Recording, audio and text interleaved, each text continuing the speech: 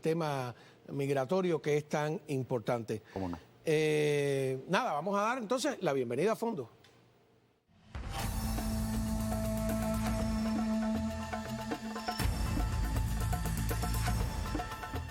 Exactamente, ahí con todo, No, la verdad, preparado con todo. Estoy erizado, la verdad. A ver, más de lo que merezco, pero muchas gracias por el espacio y por la oportunidad. No, yo creo que hay muchas preguntas, sí. Y la primera es, ¿cuál es la verdad de el plazo que se le ha dado? ¿Es con el TPS, no, a los venezolanos, o es con el parol, con todo? ¿Cómo es la cosa? Con todo. Vamos a empezar con el tema venezolano porque es el que está... Claro, es la última noticia. Es la última noticia. Básicamente un juez federal obstaculizó la cancelación del TPS para el grupo de venezolanos que entraron antes del 31 de julio de 2023, pero a la vez también canceló la orden prohibiendo la extensión de 18 meses que abarcaba ambos grupos, el grupo que entró antes del 8 de marzo del 21 y el grupo que entró antes del 31 de julio del 23. Es decir, que el que tiene un TPS que se le vencía el 2 de abril del 25 o el que tiene un TPS que se le vence el 10 de septiembre del 25 tienen la oportunidad de hacer una re-registración producto de la orden de este juez, donde pueden aspirar a una extensión hasta el 2 de octubre del 2026, 18 meses para el segundo grupo, pero, y importante, los que tienen permiso de trabajo, o sea, del primer grupo, del segundo grupo, se les extienden automáticamente el permiso de trabajo bajo el TPS hasta el 2 de abril del 26. Me quedé botado, como dicen en mi barrio. A ver, porque como aquí hay un problema político de por medio, sí. Yo vi que el gobierno también ha desafiado esa, sí. No solo esa, sino está desafiando en sí la capacidad de estos jueces de poder detener la, voluntad presidencial. Sí. Entonces, ¿qué va a pasar en realidad? Porque el juez dice esto, el gobierno dice lo otro, y lo que usted me dice es un poquito contradictorio, ¿no?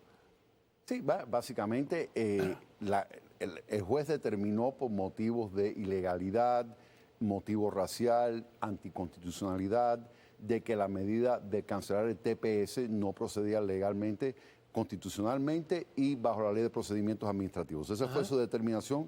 También determinó que aparte de que hay una probabilidad de que los demandantes ganen la demanda, los que apoyen el TPS, de que hubieran daños irreparables en el caso de que se le suspendiera el TPS para la fecha pautada, que era el 7 de abril del 25.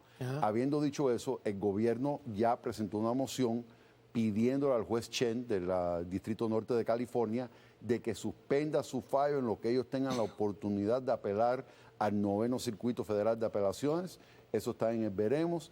Y entonces, eventualmente, el 9º Circuito de Apelaciones puede determinar si esta orden del juez Chen es legal o no. Yo creo que eventualmente este caso puede llegar a la Corte Suprema y puede llegar relativamente rápido referente a este fallo que salvó el TPS venezolano por el momento con esa extensión hasta el 2 de octubre del 26. Ok, entonces, ¿qué pueden esperar los venezolanos exactamente? O sea, un venezolano que está en esas circunstancias, ¿qué es lo que puede esperar? Por el momento está habilitada la posibilidad de hacer la registración en la página web de inmigración. Están obedeciendo la orden del juez federal. Pueden entrar a la página web de inmigración, deben de hacer la re-registración, bien sea del primer grupo o del segundo grupo, antes del 10 de septiembre del 2025, y yo recomendaría que lo hagan lo más rápido posible. También recomendarían que hagan la re-registración del TPS con el permiso de trabajo con el TPS, porque muchos venezolanos tienen el permiso de trabajo con asilo pendiente, pero no necesariamente con el TPS. Entonces es importante tener el permiso de trabajo con el TPS también, así que aprovechar la oportunidad que este fallo judicial les ha dado de poder re-registrarse y aprovechar esa extensión hasta que venga una orden judicial que afirme esta decisión o tal vez la reverse, pero por el momento existe la posibilidad. ¿Y qué pasa con los que no son venezolanos y el TPS? Los que no son venezolanos depende de cada nacionalidad. En esta demanda en particular está incluido los haitianos. Entonces ellos están a punto de perder el TPS, si mal no recuerdo, ahora en agosto. El juez en su fallo dijo que se iban a incluir al tema haitiano en la demanda para que también considerara posponer la suspensión del TPS o la revocación del TPS para los haitianos. Pero cada nacionalidad, en el caso de El Salvador, Honduras, Nicaragua, tienen fechas distintas y tienen que estar al tanto de su fecha de vencimiento, porque el gobierno tiene 60 días antes de la fecha de vencimiento para pronunciarse si van a cancelar el TPS o si lo van a extender. Entonces, ¿y los cubanos en esa ecuación, cómo cuentan? Esa fue la otra noticia, lo del paro humanitario. Ajá, ¿cómo es? Ahí lo que pasó fue que en la Gaceta Federal se publicó el 25 de marzo la cancelación del programa de parol humanitario Cuba, Haití, Nicaragua y Venezuela. Dijeron que básicamente el parol, independientemente de la fecha que le habían dado originalmente, que era 2 años de la fecha de entrada, vence el 24 de abril del 25. Estas son personas que, si tienen menos de 2 años en el país, son candidatos o candidatas para deportación expedita. Son personas que ellos dijeron que van a priorizar los que no presentaron algún trámite de legalización antes de la publicación del aviso en la Gaceta Federal el 25 de marzo, van a priorizar esas personas para casos de deportación expedita. Entonces, en la comunidad cubana hay mucha angustia con esto, porque hay muchos cubanos que, por ejemplo, después del 25 de marzo, de hecho, después del 24 de abril, que se vence el parol, cumplen el año y el día para presentar ajuste cubano. Entonces, la pregunta es, ¿puedo presentar mi ajuste cubano? La respuesta es sí, pero eso no quita la posibilidad de que le puedan pedir una deportación expedita. Y también es importante, si tienen menos de 1 año en el país, considerar la posibilidad de presentar un asilo si calificas, porque en realidad no es seguro de que le vayan a permitir que usted termine el proceso de la residencia bajo ajuste cubano.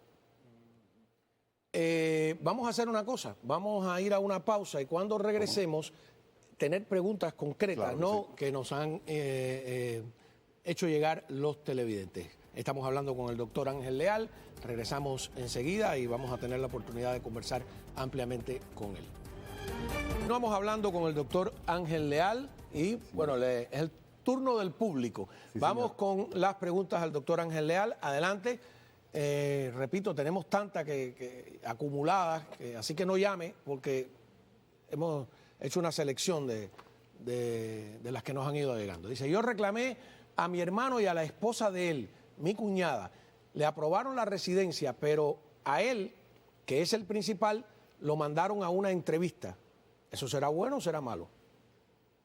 Es bueno. ¿Por Es qué? bueno. Porque eso quiere decir que es una reclamación por la vía familiar y de hermano a hermano. Eso está por el 2007. Entonces, si lo citaron a una entrevista, eso quiere decir que esa reclamación está en fecha y que ya tienen la posibilidad de inmigrar. Que no hayan citado a la esposa de él, del hermano, o sea, la cuñada, eso quiere decir que posiblemente no la hayan agregado en el sitio electrónico de solicitudes consulares como parte del caso, pero se puede agregar a la persona, demostrar el lazo familiar entre ellos dos, porque en el caso de hermano a hermano se pueden incluir las esposas y los hijos menores de edad. Entonces es cuestión de entrar a la página del sitio electrónico de solicitudes consulares, que es SIAC, con el número de caso, con el número de factura, y tratar de agregar a la esposa para que pueda participar en el proceso. Qué bien. Vamos con la próxima pregunta. Espero que haya pues servido esta respuesta del doctor Ángel Leal. Próxima. Mi tío está deportado. ¿Puede viajar a Cuba con la residencia vencida para quedarse donde, en Cuba o aquí? En Cuba. Gracias. Se quiere autodeportar. Mire, ¿Te va a Cuba si...? Primero, que si Cuba lo acepta. Segundo, en realidad eso se le debe informar a ICE, a Inmigración y Control de Aduanas, antes de salir del país, porque posiblemente él esté bajo una orden de supervisión y no lo quiere dejar así como que si fuera un fugitivo por dejarse de presentar. Tercero, ya cuando se autodeporta no va a haber regreso. Yo le recomendaría que revise el caso antes de tomar esa determinación, y si en realidad eso es lo que él quiere y no hay otra alternativa legal, es posible, pero tiene que ser con aviso previo a ICE y, como dice Juan Manuel, y con la posibilidad de que Cuba lo acepte, porque va y Cuba dice que no lo acepta. Así que, desgraciadamente, Cuba, esa es una de las violaciones de los derechos humanos cubanos, que no necesariamente permite que sus propios ciudadanos salgan o entren a su país. Tienen en el Código Penal un delito, todo el mundo conoce salida ilegal del país, que ya de por sí una violación, pero tienen uno que es entrada ilegal al país. qué consideran ellos legal, qué consideran ilegal. Hay que tener muchísimo cuidado con eso, tienen un procedimiento. Yo creo que ahora si está menos de 2 años, depende de cómo haya salido, depende de muchísimas cosas. Vamos con la próxima pregunta. Hola, llegué por parol humanitario, ya hice mi residencia permanente por ajuste cubano, pero el permiso de trabajo, ¿cómo lo puedo renovar? No encuentro la forma de hacerlo por ajuste cubano. Ok, sí lo puedes hacer. El permiso de trabajo que usted tiene es el C11 por el parol que se lo dieron por 2 años. Ese no lo vas a poder renovar, porque nada más que eran los 2 años de parol, que dicho sea de paso, termina ahora el 24 de abril, o sea, ni siquiera cuenta con los 2 años. Puedes pedir un permiso de trabajo bajo la categoría C9 como residencia pendiente. Lo puedes presentar con el recibo de que ya usted presentó su ajuste cubano. Si usted pagó los $1.440 del ajuste cubano, paga $260 para el permiso de trabajo, mándalo con el recibo de la presentación del ajuste cubano, que es la I-485, y ya al menos está en proceso ese permiso de trabajo, que le va a llegar un tiempo determinado, o sea, no le va a llegar inmediatamente, pero sí tiene la posibilidad de pedir ese permiso de trabajo. Bien. Entonces, vamos a repasar los temas. El TPS de los venezolanos, que el juez lo determinó, va a funcionar aunque el gobierno rete esa decisión. Sí, ellos lo están retando, están diciendo de que la secretaria no actuó dentro de su potestad. Hay argumentos legales de que fue una medida ilegal por la forma en que se hizo y algunos comentarios que se hicieron referente a esa cancelación.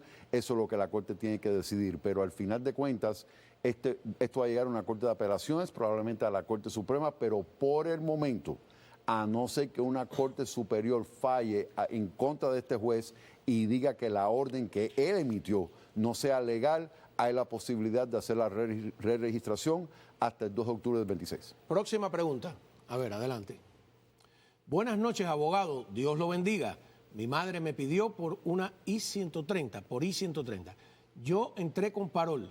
¿Qué debo hacer? Primero, ¿qué es la I-130? Es la reclamación familiar.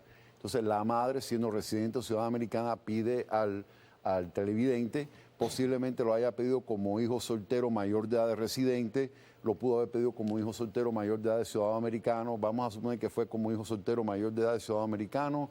Esa categoría está por, quiero decir, julio del 2016. La de hijo soltero de residente mayor de edad está como por marzo del 2016. Él entró bajo parol.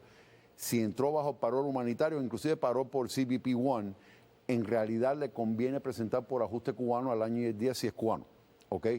Pero dependiendo de la nacionalidad, si no es cubano, entonces esa reclamación va a demorar un tiempo en que se actualice y no sé si el parol le va a alcanzar la actualización de la reclamación, también depende de cuándo la madre lo haya pedido.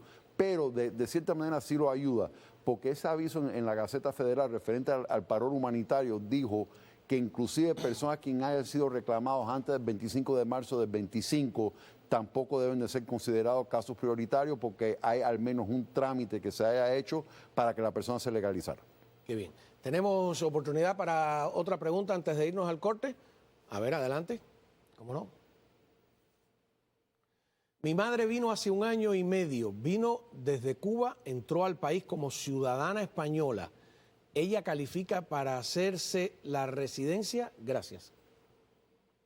Sí, bajo la ley de ajuste cubano, lo que me cuestiono es que cómo ella pudo entrar con el ESTA, que es la exención de visa, porque hace un tiempo atrás ya a los cubanos le habían cancelado la posibilidad de entrar con el pasaporte español porque Cuba estaba en la lista de países patrocinadores del terrorismo.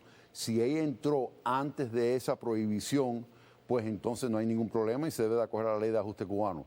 Eso es un caso delicado, porque cuando tú entras con exención de visa, eres sumariamente deportable después de haberte quedado los 90 días. ¿Sí? No es decir que no intente el ajuste cubano, lo que me interesaría saber en qué fecha ella entró en relación a cuando prohibieron la entrada de los cubanos con el pasaporte español, por lo que acabo de decir. Pero el caso es que está aquí, entró, es cubana, fue admitida, es elegible para la ley de ajuste cubano, pero sí me gustaría ver, porque pudieran inclusive alegar de que entró indebidamente al país si ella entró después de la prohibición que entraran los cubanos bajo el ESTA.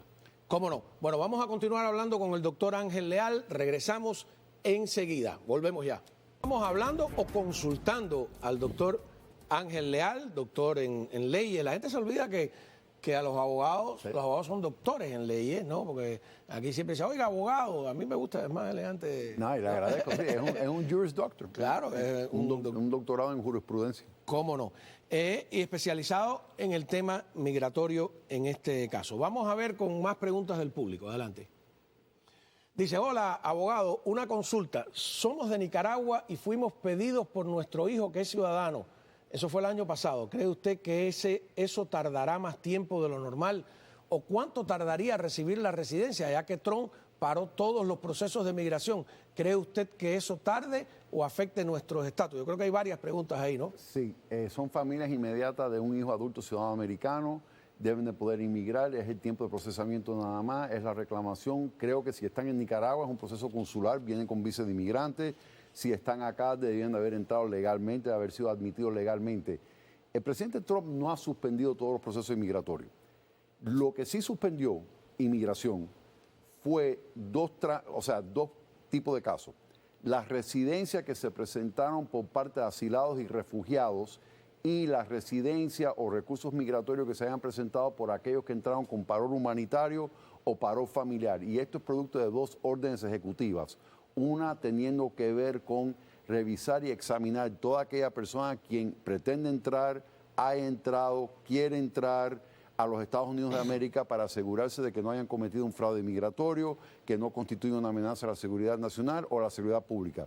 La segunda orden ejecutiva tenía que ver con el Departamento de Estado identificar organizaciones terroristas extranjeras como los carteles mexicanos, MS-13, Tren de Aragua. Entonces, producto de estas dos órdenes ejecutivas, esos casos de residencia en particular están suspendiendo la adjudicación de los casos en lo que investigan a ver si hay un tema de fraude o de seguridad pública o nacional.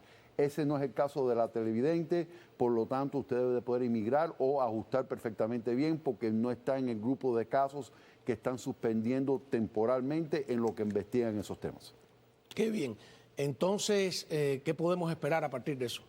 Bueno, hay una demanda ya retando la suspensión de los casos de los que entraron con parol humanitario, argumentando de que es una medida ilegal, que excede su autoridad legal, constitucionalmente también, de que viola la cláusula de igualdad de protección de leyes. Así que, producto de ese litigio, es que vivo en memorándum de que están suspendiendo la adjudicación de esos casos.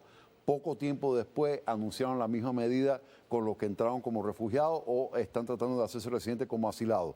Así que está sujeto al litigio, no es la cancelación del proceso, no es prohibir presentar el caso, es simplemente investigar y suspender la adjudicación del caso temporalmente. Ahora, vamos a... El enfoque político es inevitable porque la administración está cuestionando y vuelvo a la misma pregunta, que jueces de distrito puedan frenar las políticas presidenciales y lo que dicen es que eso va a ser de alguna manera llevado a cortes más amplias hasta llegar incluso a la Corte Suprema. Correcto. La pregunta es cuánto puede demorar ese proceso y la administración se está quejando de que la idea es pues mantener al gobierno contra la pared durante un largo periodo. Entonces hay dos opciones. Una, que el gobierno venza. Otra es que venzan los jueces de distrito. ¿Qué tiempo puede transcurrir?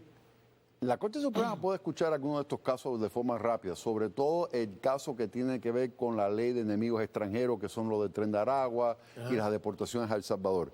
Así que yo creo que ese es un caso que puede llegar relativamente rápido a la Corte Suprema. Primero. Segundo, hay un proyecto de ley en la Cámara que tiene que ver con estos jueces del Distrito Federal que están emitiendo órdenes judiciales preliminarias a nivel nacional. Entonces están pidiendo en este proyecto de ley de que se limiten nada más a los comparecientes y al distrito donde los jueces se encuentran. Así que ese es un proyecto de ley que tiene muy buenas perspectivas. Es posible que apruebe la Cámara de Representantes, vaya al Senado. Obviamente el presidente lo firmaría porque sí están quejándose de que aquí hay como un conflicto constitucional, porque por un lado hay la independencia del sistema judicial a través de la Corte Suprema, pero también hay la rama ejecutiva que está a cargo de implementar las leyes y están argumentando que los jueces federales, algunos jueces federales, no les están permitiendo implementar las leyes de acuerdo a su criterio de cómo implementarlo. Así que este es un conflicto constitucional, va a haber una ley referente a esto que también tiene que ser revisada por la Corte Suprema. Ahora, lo que pasa es que si eso funciona en el tema migratorio, podría funcionar en todo lo demás. Paralizar, que es, algunos creen que es una estrategia, incluso paralizar todas las decisiones del gobierno, no solo las migratorias. ¿Hay precedentes, digamos, que puedan a uno guiarlo en este tipo de batallas entre el Ejecutivo y el Judicial? ¿Quién ganaría? Siempre ha existido. Creo que se ha exagerado con el tema migratorio porque en ausencia de un proyecto de ley bipartidista lidiando con el tema migratorio desde hace al menos 4 administraciones, desde la administración de Obama, todo lo que ha pasado en inmigración ha sido por orden ejecutiva. Y todas esas órdenes ejecutivas, desde Obama a Trump, a Biden, a Trump de nuevo, han sido retadas, la gran mayoría, a nivel de Corte Federal. Y entonces, lo que ha hecho inmigración es hacer relucir este conflicto entre el deseo ejecutivo de implementar ciertas medidas en inmigración y la independencia de las Cortes de interpretar estas medidas y interpretar si son legales de acuerdo a las leyes ya aprobadas por el Congreso y la Constitución. ¿Cómo no? Tenemos más preguntas del público que pudiéramos... a ver, adelante. Esta está larga, ¿no? Si usted le lee usted mismo, doctor. Sí, cómo no. ¿Cómo no? Hola, abogado Leal, muchas gracias. Mi residencia fue negada por ajuste, por matrimonio, porque ya no vivimos juntos. Tengo desde el 2016 un asilo pendiente, entré legal, pero mi permiso de trabajo C8, que es por asilo pendiente, se me venció diciembre del 2024. No lo renové porque me llegó el permiso de trabajo C9, que es residencia pendiente. Ahora bien, negándome la residencia por ajuste, por estar casada con un cubano, Migración me envía una carta de negación a la residencia. Asimismo dice que tengo 33 días para irme porque quedé así. Sí, es una invitación, pero no necesariamente estás deportada, porque me quedé sin estatus. Porque Migración dice eso. ¿Por qué Inmigración dice eso si cuando envié mi ajuste le envié copia de todos mis permisos de trabajo que tengo desde el 2016? Pues hay muchas. Está largo eso, ¿no? Sí, pero a ver, en pocas... Sí, lo tengo. ¿Lo entendió? Sí. A ver. En pocas palabras. Ok, usted sigue con su asilo pendiente. Sí. Le negaron la residencia. Puedes pedir una reconsideración de la negación a la residencia, es un formulario I-290B, se tiene que presentar no más tarde de 90 días de la negación a la residencia, es una moción de reapertura o reconsideración. Ojo con eso, Este es un caso delicado. Pudieran haberla acusado de un fraude matrimonial, que el matrimonio se contrajo con la intención de obtener un beneficio inmigratorio. Si la llegan a acusar de un fraude matrimonial, es un fraude inmigratorio y aparte es una prohibición por vida que cualquier otra persona la pueda pedir. Esto fue un ajuste cubano. Entonces, independientemente de que le hayan negado la residencia, es importante defender el matrimonio. El hecho de que estaban separados en el momento de la entrevista puede ser un fraude inmigratorio, pero el fraude matrimonial es que el matrimonio se contrajo desde un principio con la intención de obtener el beneficio inmigratorio y no establecer una vida matrimonial en conjunto. Entonces, ese caso es importante revisarlo para tratar de defenderla contra la posible acusación de un fraude matrimonial o inmigratorio, porque el día de mañana eso lo puede perjudicar, pero independientemente de eso, eso no quita su asilo pendiente. Así que usted puede esperar su entrevista de asilo, pero es un tema importante que hay que revisar. Muy bien, vamos para la próxima pregunta. Adelante. Tengo residencia hace 2 años. Tengo previsto un crucero. Eso es en junio. ¿Habrá algún problema para después entrar? Entré hace 3 años como ciudadana española. No Sí, dice de dónde es. sí, Debe ser cubana, ¿no? Es un cubano que entró con el ESTA como ciudadana española antes de la prohibición de los viajes, tiene la residencia, quiere viajar. Eso tiene que ver con la noticia que se filtró de posibles restricciones de viaje para aquellos países que se consideran que no tienen los sistemas en su país, los sistemas informáticos para determinar personas quienes puedan constituir una amenaza a la seguridad nacional o la seguridad pública. Se publicó que hay una lista roja, una lista anaranjada, una lista amarilla de países que pudieran enfrentar algún tipo de restricción de viaje. En esa lista roja estaba Cuba y Venezuela, por eso viene la pregunta. Esa noticia se filtró por un periódico americano. Después se dio una fecha tope del 21 de marzo para que el Departamento de Estado le rindiera un informe al presidente de aquellos países que no tienen las medidas necesarias para revisar y examinar los solicitantes de visa que vienen de esos países, pero no se ha anunciado ninguna restricción de viaje. Así que por el momento no creo que sea algo inminente. Generalmente este tipo de medida no aplica a residentes. Nosotros le estamos recomendando a nuestros clientes por el momento, si están en la lista de esos países que se reportaron, que son 43 países, que no viajen hasta que veamos la posible restricción de viaje, que no es inminente, pero puede ocurrir en algún momento. Próxima pregunta, adelante. A ver. Hola, me gustaría preguntar si una I-220A casado con una ciudadana americana y con una petición de matrimonio vigente puede autodeportarse y esperar la cita para la entrevista en Cuba, ¿dónde tener que dirigirnos y qué proceso debemos hacer? Gracias. Sí, eso es un error, no hagas eso. Siga con la petición de matrimonio, que su esposa lo pida. Es posible que usted tenga un proceso de corte de inmigración. Lo menos que usted quiera hacer es autodeportarse porque le van a firmar la carta de deportación con un castigo de 10 años para volver a entrar. Aparte, usted posiblemente tiene un castigo de la permanencia ilegal.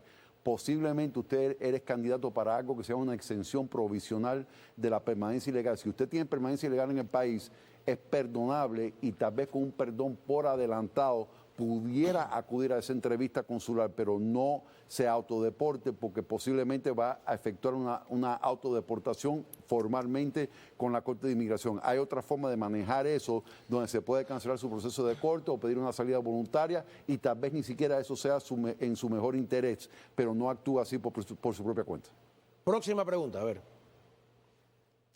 Necesito ayuda urgente. Mi esposo tiene a su papá en Cuba de 80 años, enfermo, y está desesperado, por lo cual ha tomado la decisión de autodeportarse.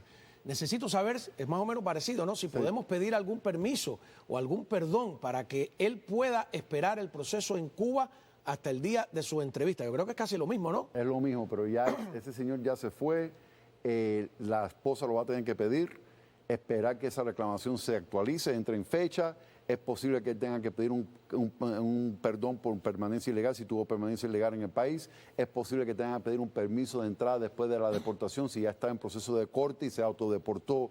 Es un castigo de 10 años para volver a entrar al país. Entonces, depende de las circunstancias. En teoría procede y pudiera volver, pero va a demorar un tiempo y posiblemente tenga que pedir un perdón y un permiso. Cómo no. Vamos a una pausa. Continuaremos enseguida con Pregúntale al doctor Leal.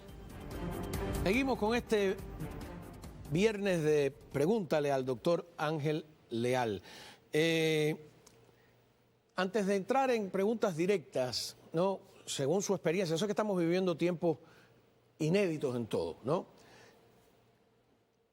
En términos generales, hablando de 850.000 cubanos, por ejemplo, que entraron en apenas menos de 3 años,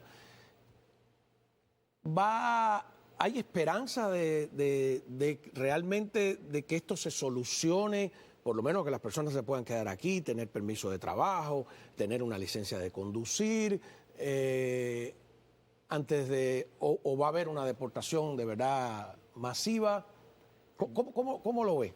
Yo creo que no, o sea, no podemos generalizar, porque estamos hablando prácticamente de 4 grupos de personas. Estamos hablando de los que vinieron con paro humanitario, ese es un grupo. Estamos hablando de los que vinieron con paro familiar, ese es otro grupo, que es una reclamación familiar adelantada y entraron con parol. Estamos hablando de los que vinieron con el CBP-1, que fueron a la frontera y quisieron pedir asilo. Y el cuarto grupo es la I-220A. Todos esos cubanos que entraron por frontera, que le dieron I-220A, que también estamos hablando de cientos de miles de cubanos. Entonces, cada tema va a requerir su propia solución. O sea, la I-220A en algún momento van a determinar que es un paro para efectos inmigratorios. El Departamento de Justicia va a revisar el caso de Coronado Acevedo, de Cabrera Fernández, el tema de Cabrera Fernández, teniendo que ver que la I-220A no califica para parol. El tema del paro humanitario, esto va a ser retado a nivel de Corte Federal. Van a poder seguir con sus trámites de ajuste cubano, van a poder seguir con su TPS, no van a poder seguir, le van a pedir deportación expedita a 532.000 personas que entraron con parol humanitario. Si le van a pedir deportación expedita, le van a hacer sus entrevistas de miedo creíble. Entonces, cada grupo va a tener, y aparte, el que supera 2 años en el país ya no es un candidato a deportación expedita. Entonces, es difícil encontrar una solución global porque todas estas personas entraron bajo circunstancias distintas. Vamos a ver entonces preguntas directas al doctor Ángel Leal. Aquí las tenemos. Mi prima tiene una visa de turismo 5 años. ¿Puede seguir entrando al país o esas visas fueron canceladas? No, no fueron canceladas, sí es lo mismo de las restricciones de viaje que se filtró, que iban a implementar en cualquier momento, más o menos por el 21 de marzo. No lo han implementado todavía, las personas pueden entrar y salir perfectamente bien con sus visas. Ok, próxima, adelante. Cuando le aprueban el parol y le mandan el correo, ¿qué falta después para salir de la detención? Ok, aprueban el paro, creo que es el paro humanitario. El correo fue el correo masivo que le mandaron a todos los parolos humanitarios de que básicamente... O sea, no es nada personal. Exacto, se lo mandaron a todos, no es nada personal. Se lo mandaron a todos ellos diciendo que el parol es vigente hasta el 24 de abril y que si no hicieron algún trámite antes del 25 de marzo van a ser priorizados para el proceso de remoción. Si es una persona que está detenida, es posible que ya le revocaron el parol, le pidieron la deportación expedita y en ese caso, si le llegara a suceder, que la verdad no lo he visto con frecuencia, o sea, no es algo que estoy viendo con mucha abundancia en estos momentos, pero si le llegara a pasar, tienen el derecho de pedir una entrevista de miedo creíble. Si usted demuestra en esa entrevista de miedo creíble que usted tiene una posibilidad significativa de ganar su caso de asilo, le quitan la deportación expedita, ganas el derecho de comparecer ante un juez de inmigración, eres detención mandatoria, pero si lo liberan, irónicamente, lo tendrían que liberar bajo parol. Así que el caso es que, pero a la pregunta, si es una persona detenida que le revocaron el paro y le firmaron deportación, está y califica y tiene argumento y tiene caso, que pide esa entrevista de miedo creíble. Próxima pregunta, adelante. A ver. Buenas tardes, abogado. En el año 2016 me presenté a la entrevista para la ciudadanía y me la negaron por una información incorrecta. Me sancionaron por 5 años para poder volver a presentarme. ¿Considera que este año sería una buena opción presentarme? ¿Qué opina usted al respecto? Y ahí yo entro en muchas dudas. ¿Qué es una información incorrecta? Ok, eso quiere decir que cuando llenó el formulario de la ciudadanía en la naturalización, puso una información incorrecta, testificó de que esa información era certera. ¿Pero incorrecta es que dijo una mentira o que se Que dijo una mentira? Que básicamente que se hizo una falsa representación de un hecho material o omisión de un hecho material. Entonces, por haber mentido bajo juramento, básicamente es una prohibición de poder demostrar buena conducta moral. O sea, en el momento que eso ocurre, ya usted no puede demostrar buena conducta moral y tiene que superar 5 años que haya ocurrido eso para poder demostrar que usted es una persona de buena conducta moral. Y por eso dice el televidente de que tiene un castigo de 5 años. El castigo de 5 años es que al supuestamente mentir bajo juramento, no puede demostrar buena conducta moral hasta que transcurra 5 años de ese incidente. Tremendo. O sea, que si yo tengo que tener mucho cuidado a la hora de inventar cosas, porque y aquí pasa con algunos que le sugieren a las personas que digan esto, digan lo otro, cosas que después ni se acuerdan que fue lo que escribieron, ¿no? Y también depende de la naturaleza de la mentira, porque por ejemplo si la mentira tiene que ver con algo referente a su proceso de residencia y usted indebidamente obtuvo una residencia, ya esa es una base de deportabilidad. O sea que hay que tener mucho cuidado, pero sobre todo, y recordar también que eso es un delito federal. O sea, eso es perjurio, mentir en un formulario federal, testificar bajo juramento a un oficial federal de inmigración, una información falsa, no solamente le puede traer consecuencias inmigratorias, pero también penales. ¿Cuáles serían las mentiras típicas? En algunos, el Partido Comunista, Juventud Comunista, que haya pertenecido y lo ocultó, antecedentes penales, que lo arrestaron en algún momento determinado y usted no lo puso. Ese tipo de mentiras es lo que más abunda. Aunque fuera en Cuba. Aunque fuera en Cuba, hay que poner todas las detenciones, todos los arrestos, todas las acusaciones, si sus impuestos están en orden, que usted ha presentado sus impuestos debidamente todos los años, si usted debe algún impuesto, si usted ha dejado de presentar una declaración de impuestos que le corresponde bajo la ley, si usted se puso como no residente para presentar sus impuestos, que eso realmente le corresponde a los extranjeros y no a los residentes permanentes. Puede ser cualquier cosa, pero básicamente un tema que generalmente la persona cree que hubiera perjudicado su trámite de la residencia. Próxima pregunta, adelante. A ver, vamos conversando con el doctor Ángel Leal. Mi novio es I-220A. Es como si ya es una categoría ser I-220A, ¿no? Sí. Tiene una I-220A, pero lo entiendo, ¿no? Lleva... X años aquí, vamos a decir, Y años. Años, no dice cuánto. Ya él mandó hace su aplicación para la residencia, no tiene fecha de corte. Él mandó también su asilo, pero hasta ahora no le han enviado su residencia. Si sabemos que recibieron su aplicación y está en proceso, ¿qué se puede esperar de esto que cree que debemos... ¿Qué se puede esperar de esto? ¿Cree que debemos nombrar un abogado? Infórmeme, por favor. Sí, porque si es un ajuste cubano con una I-220A, bajo el tema de Cabrera Fernández, que es la decisión del Tribunal de Apelaciones de Inmigración del 11 de septiembre de 2023, no va a calificar. Hay argumentos legales. Entre otras cosas, si por ejemplo a él le hicieron una entrevista de miedo creíble, aprobó, lo liberaron con una I-220A, hay un caso que se llama el tema de MS, que podemos argumentar que para efectos legales eso es un parol. Hubo una demanda colectiva que se llama Ravelo versus Mallorcas, que lo estamos argumentando en algunos casos, si entró entre enero del 17 hasta el 17 de noviembre del 21 y fue un extranjero solicitando entrada en un puerto de entrada. Es un poco complicado. Muchas veces lo que hacemos con estos casos de la I-220A son, primero, pedimos el informe de cómo lo procesaron en el momento que la persona entró por la frontera. Es importante para ver esa información, si solicitó una entrevista de miedo creíble, si manifestó temor de ser devuelto al país de origen. Es lo primero. Segundo, dependiendo de las circunstancias de la persona, muchas veces, y todavía sucede, y eso muchas personas no lo saben, todavía pueden considerar una solicitud de parol con ICE. Eso no es indicado en todos los casos. La objeción del gobierno actual no es el parol, es el parol categórico que se le da a un grupo de personas. Pero todavía existe la posibilidad de caso en caso, dependiendo de las circunstancias, de afirmativamente pedir ese parol a ICE y tal vez con ese parol ya es ajustable. Pero contar que le vayan a aprobar una residencia de ajuste cubano con una I-220A sin argumento legal o sin un parol está difícil, el asilo sigue pendiente. ¿Cuál es ese precedente del 2023 al que usted hace referencia? El tema de Cabrera Fernández.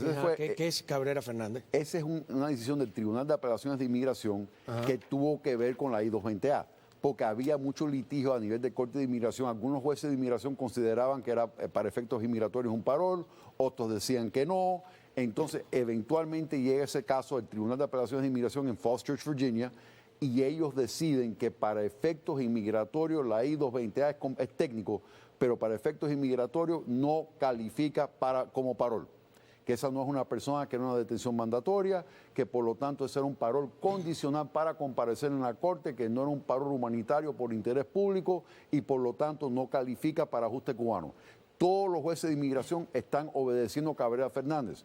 Cuando nosotros objetamos, cuando nosotros decimos que nuestro cliente sí entró bajo parol, los jueces se molestan porque ellos tienen que obedecer Cabrera Fernández. Pero al final de cuentas, ese tema de la I-220A y si constituye o no un parol, ahora está a nivel de Corte Federal. Algunos jueces de inmigración están concediendo prórrogas para ver qué decide una Corte Federal referente a ese asunto. También espero de que la nueva fiscal general, Pam Bondi, pueda revisar ese caso, porque esa es una decisión del Departamento de Justicia, porque quien rige el sistema de Corte de Inmigración es el Departamento de Justicia. Entonces, ella puede revisar ese caso y determinar si fue decidido correctamente en su momento, el 11 de septiembre del 2023. Pero todo este lío de la I-220A viene de ese caso que se llama el tema de Cabrera Fernández. ¿Y Cabrera Fernández, sabemos quién es? Es un compareciente en la Corte de Inmigración. Ajá. Entonces, vamos con la próxima pregunta. Adelante.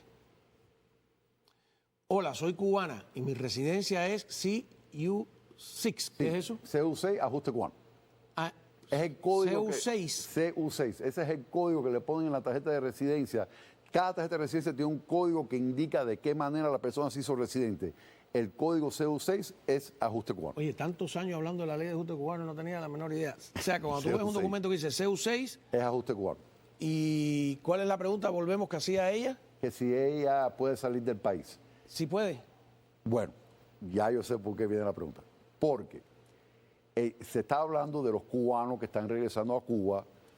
Entonces, ella es CU6, ella es ajuste cubano. Pero, por ejemplo, si usted llegó a la frontera y usted dice, yo tengo miedo de regresar a Cuba, yo quiero una entrevista de miedo creíble. Le hicieron una entrevista de miedo creíble, presentó asilo. Es problemático viajar a Cuba porque viajar a Cuba no es consistente con el temor que usted manifestó en el momento o en algún momento que usted haya estado en este país.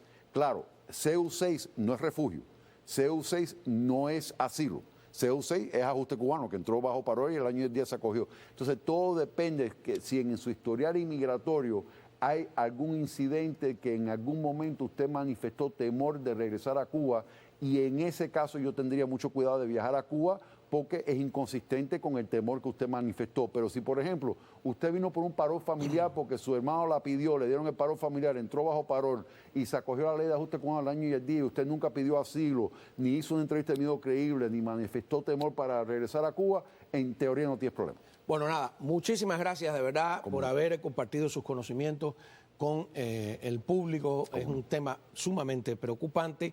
Cuando regresemos, por el interés también que ha despertado, vamos a hablar de Tomás Emilio Hernández Cruz.